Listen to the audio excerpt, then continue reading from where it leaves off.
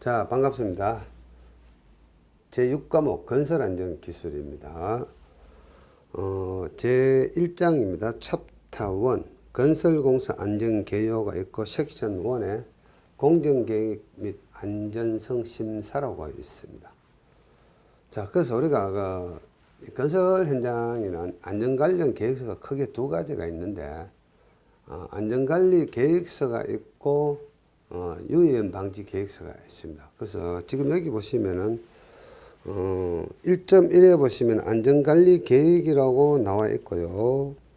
1번에 보시면은 총괄 안전관리 계획의 수립 기준 해주고 기사 시험에서 한 번 정도 나온 적이 있는데 여러분 이 내용은 뭐 모르시더라도 이 항목들 있죠. 건설공사의 개요, 현장의 특성 분석, 현장 운영 계획, 비상시 긴급 조치 계획, 그리고 각 항목들 자주 나오는 건 아니니까 한 번 정도 나왔으니까 그냥 무시해도 되겠는데 혹시 모르니까 이 항목들 좀 암기를 좀 해주셔야 될 것 같고, 그 다음에 보시면은 2에 있는 시설물의 안전점검 및 정밀 안전진단 해가지고 요거는 시설물 관리 관련 특별법이 있습니다. 시특법이라고 이야기하는데 요거 산업기사에서 한 번 정도 나왔습니다. 그래서 여러분들은 이 안전점검하고 그 다음 페이지에 있는 정밀 안전진단하고 요거만 좀 구분하시면 되겠습니다.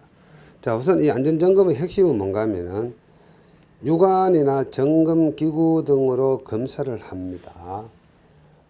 유관이나 점검기구는 뭐 눈으로 볼 수도 있고, 자, 그러면은 뭐 시설물의 뭐 균열이라든가 이런 것들, 점검기구는 뭐가 되겠습니까? 뭐 철근을 탐사한다든가, 스미트 햄머라고 있습니다. 그걸로 뭐 강도를 측정해 본다든가 이런 것들입니다.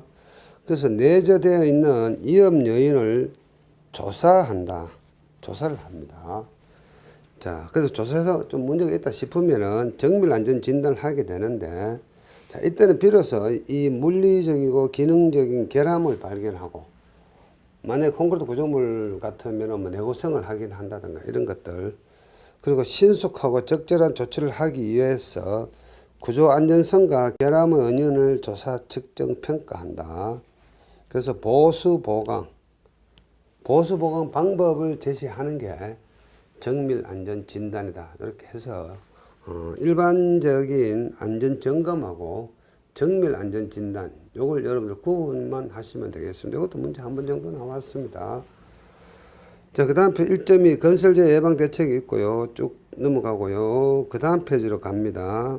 그 다음 페이지도 별로 중요한 내용 없으니까 그냥 읽어만 보시고 넘어가겠습니다.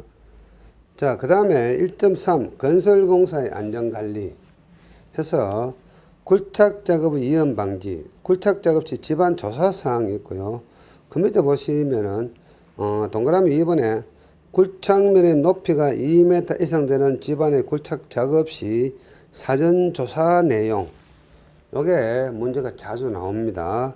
최근에 산업기사에서도 2021년도에 나왔고요. 실기에도 요 항목들이 문제가 잘 나옵니다. 자, 그러면은 이거는 어떤 개념인가 하면은 조금 크게 보여드릴게요. 자, 우리가 도심지에서 건물 공사를 할 때 지하에 뭐 지하실을 만든다던가 해서 지하 뭐 20m, 10m 뭐 이런 식으로 굴착을 할 수가 있습니다. 자, 그런 경우에 원래 집안에 이렇게 되어 있었는데, 원래 집안입니다. 원래 집안에서 이렇게 깊게 굴착을 하는데, 굴착을 할 때 여기에 흙막이라는 것을 하게 됩니다. 흙막이. 자, 그러면 이 원래 집안에 이렇게 수평을 평평할 수도 있고, 원래 집안에 이렇게 평평하지 않을 수도 있습니다. 이런 여러 가지 형태의 집안이 있는데, 여기다가 흙막이 공사를 하고 소정의 깊이까지 굴착을 해서 이 지하에 지하실이라든가 뭐 구조물 공사를 한다든가 또는 뭐 하수도 관을 묻는다든가 이런 것을 우리는 굴착 공사라고 이야기하고, 이때 이 깊이가 2m 이상이 되었을 때 사전에 조사해야 될 내용이 있다, 이런 뜻입니다. 그래서 첫 번째 있는 거 형상, 지질 및 지층의 상태. 자, 이 지상에서 봤을 때 이 지면의 형상 이런 거. 그 다음에 이제 이 하부의 지층은 자, 이게 뭐 토사일 수도 있고 과거에 이 흙들이 매립되어 있을 수도 있고 그 다음에 여기에 뭐 풍화암이 나올 수도 있고 그 다음에 뭐 연암이 나올 수도 있고 그 다음에 뭐 보통암이나 경암이 나올 수도 있고 이런 지층의 구성 그리고 지질은 이 속에 안반 속에 뭐 균열이라든가 전리라든가 이런 어떤 특성들이 있습니다. 그런 것들. 자, 그 다음에 이런 골착이 또 있을 수 있고 자, 이런 것도 생각할 수가 있습니다. 원래 집안에 이렇게 있었는데 이런 식으로 도로 등을 하기 위해서 이 부분을 이런 식으로 경사면을 조성할 수도 있습니다. 그때 역시 이 높이가 2m 이상 되었을 때도 이와 유사한 사전 조사를 해야 됩니다. 자, 그래서 이런 형상, 지층, 그 다음에 지질, 그리고 균열, 함수, 용수, 동결의 유무 또는 상태. 자, 균열.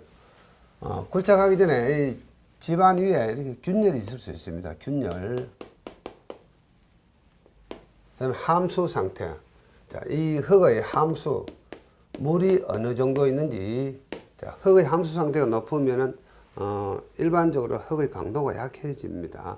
그 다음에 용수. 용수라는 이야기는 여기에서 압력을 받아서 나오는 이런 물들. 그래서 용출수 약자입니다. 용출되어 나오는 물. 압력을 받아서 나오는 물. 여기도 마찬가지입니다. 굴착을 하다 보면 이런 데서 이렇게 지하수가 용출되면서 나올 수도 있습니다. 용출수. 그다음 동결. 자, 이런 경사면 공사할 때 이 부분에 어느 부분이 물이 있어 가지고 겨울철에 동결, 얼음이 보인다. 또 마찬가지입니다. 이 집안도 겨울철에 어느 부분이 동결, 얼어져 있다가 자, 겨울에는 얼음이 단단하기 때문에 상관이 없는데 봄이 되면서 이것들이 녹아버려 가지고 연화라는 현상이 생깁니다. 연해집니다. 자, 연화가 생기면은 이 집안이 강도가 감소되겠죠. 강도가 감소되면서 이 경사면이 붕괴가 일어난다든가 이 흙막이 공사를 할 때 이 흙막이가 뭐 붕괴가 된다든가 이런 문제가 발생할 수가 있습니다.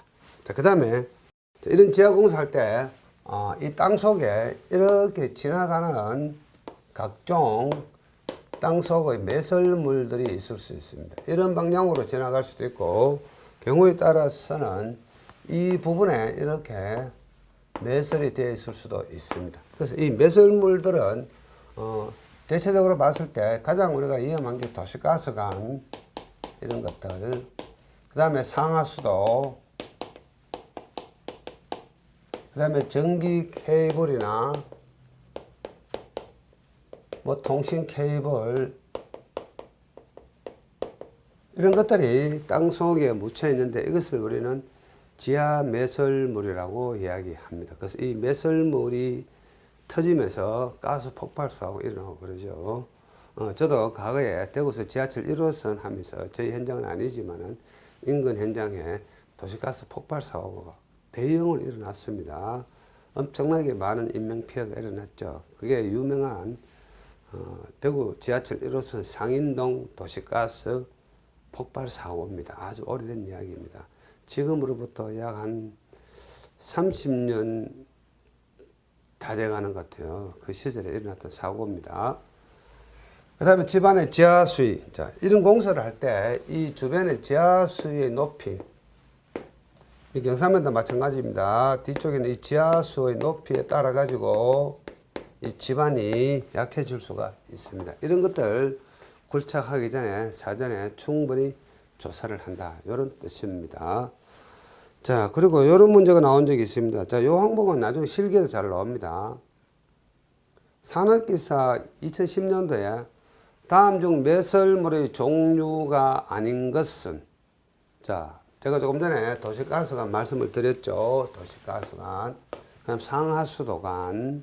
그다음에 지하 케이블, 전기 케이블, 통신 케이블. 자, 경우에 따라서는 여기에 이렇게 건물이 있을 수가 있습니다. 건물에서 뭐 건물 하부의 기초가 있겠죠. 자, 말뚝 기초가 있습니다. 말뚝 기초. 자, 그래서 이 건물 하부의 이런 기초도 지하 매설물의 종류에 해당이 됩니다. 그래서 이런 거 아닌 거 찾아주시면 됩니다. 가스관, 상하수도, 지하 케이블, 건물의 기초. 이런 것들이 매설물의 종류입니다. 요 산업기사 2010년도에 한번 나온 적이 있습니다. 자, 그런 요령으로 이런 문제를 여러분들은 풀어주시면 되겠습니다.